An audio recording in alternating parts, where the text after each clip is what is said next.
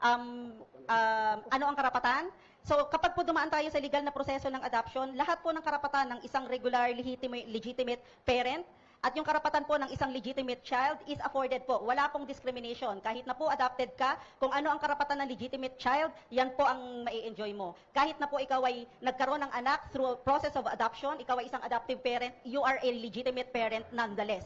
So lahat din po ng karapatan bilang magulang ay mayroon. Kagaya na po yung creation ng filiation, nagiging legitimate na anak, magulang ang relationship nila, nagiging legitimate siyang kamag-anak ng collateral relatives, ng mga kapatid, ng lolo't lola, at ng mga magiging apo.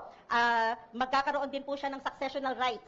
Po pwede pong mapamanahan at po pwedeng pamanahan din po sila ng kanilang anak. Kagaya po ng lahat na nga po ng karapatan, obligations, rights ng isang legitimate, ng isang regular parent-child relationship. Yung pangalawa po is may karapatan bang malaman ang biological parent? Opo, kasi po, sa first step po talaga kasi hinahanap natin sino ba ang magulang. At kinukuha po natin ang consent ng biological parents dito sa adoption. Pinapag-execute po natin sila ng deed of voluntary commitment bago po ma-issuehan ng certificate declaring the child as legally available for adoption, which legally sever the ties between the parent and the child.